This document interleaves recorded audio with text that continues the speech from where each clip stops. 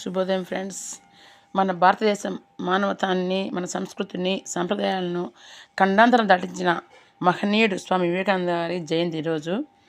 భారతీయ స్త్రీలను విస్తరణను చాటి చెప్పినవాడు, వేద పురుషుల హృదయాన్ని, మహర్షుల నైతికతను వాస్తవిక దృక్పథంతో అర్థం చేసుకొని వాటిని తాను చూపించిన మహనీయుడు వివేకానందుడు.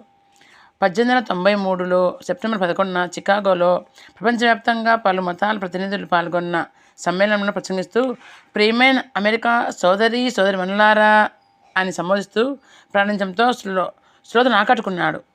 అప్పుడు సాధారణంగా లేడీస్ అండ్ జెంటిల్మెన్ అన్న సంబోధనకు అలవాటు పడ్డ వారిని ఈ పిలుపుతోనే ఆత్మీయతను ఆకర్షించింది.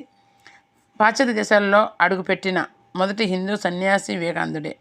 మహిళల గౌరవం, స్థానం గురించి మాట్లాడుతూ, భారతదేశంలో ప్రధాన సమస్య వారికి చెప్పడం విద్య లేకపోవడం, ఎలాంటి సమస్యలైనా విద్య మాత్రమే పరిష్కరిస్తుంది అని చెప్పాడు. భారతదేశంలో స్త్రీతత్వమే, మాతృత్వము, నిస్వార్థత, త్యాగశీలత, సహనము ఈ గుణాలతో నిండి ఉన్నదే శ్రీ మాతృమూర్తియే అన్నారు.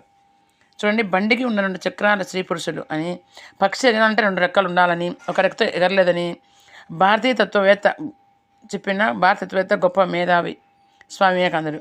లేవండి, మేల్కొండి, గమ్యం చేరే వరకు ఎక్కడ ఆగకండి, యువశక్తి తలుచుకుంటే సాధ్యం కాని ఏది లేదని చెప్పినాడు. మనిషిగా బతకాలంటే సహనము, శాంతం కావాలి. దేనికి భయపడొద్దు. భయపడిన మీరు మరుక్షణం దేనికి ఏం చేయలేరు. ఈ ప్రపంచంలో దుఃఖము 2 ఉంటాయి. దుఃఖానికి కారణం భయమే. అందుకోసం దేనికి భయపడొద్దు అని చెప్పిన మహనీయుడు వివేకానందుడు. వివేకానందుని జయంతి సందర్భంగా వారి స్మృతులను ఆచరిస్తూ వారి సందేశాలను పాటించడానికి అందరూ తమ వంతు కృషి చేయాలని కోరుకుంటూ సదా Boggala Umamaheswari. Okay friends, bye.